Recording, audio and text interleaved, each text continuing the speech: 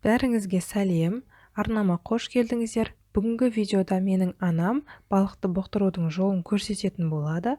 Видеоны соңына дейін қарап, лайк басып, комментарий жазып, каналыма тіркеліп қойыңыздар. Қалайсыздар? Бүгін мен мына балықты бұқтыруды көрсеткелі отырмын. Міне алдымен балықты тазалап жуып, былай осып, қатты үзіліп кетпейтіндей қылып осасын. Осылай дайындап алдық. Пиязды турап қойдық. Картошканы орташа көлемде турадым. Сәбізді турадық. Ал енді бисмилля деп бастайық. Бисмилля деп мынау бірінші балықты азғантай майға қуырып аламыз. Жай-жай.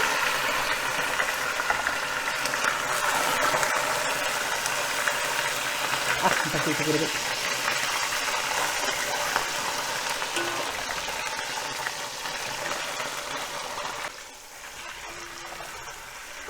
Суы кету үшін балықты қуырып аламыз, сәл-сәл ғана.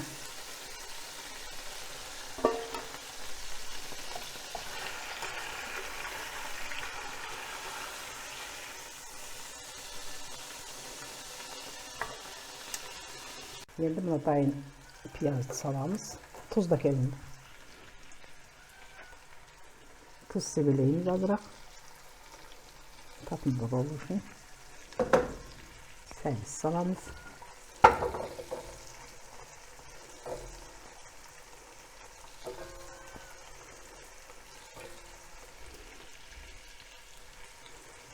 Пияздан жаңа саламыз. Себелеп.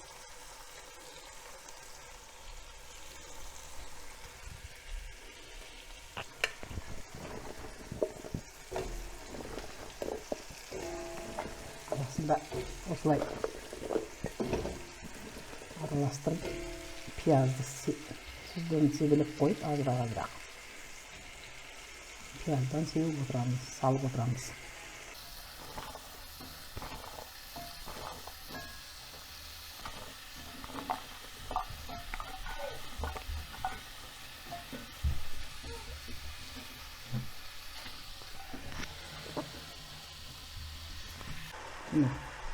Лавр жапырағын салып қоямыз.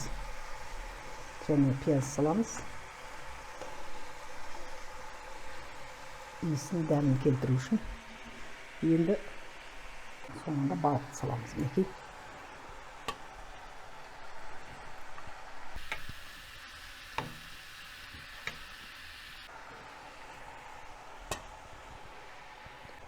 Тұз себелеп аламыз.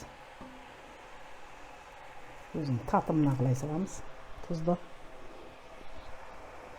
Сонда және пияздың суы дәм беріп шығып тұру үшін пиязды саламыз.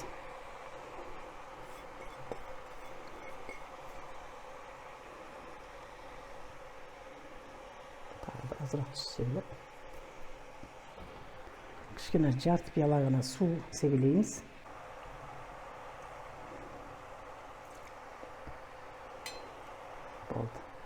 Сонымен астын пәсең отқа қойып, ақпағын жауып қоямыз. Сонымен тамағымыз дайын болғанда ашамыз. Ал енді мен тамағым пістірді. Астын өшіреміз отты.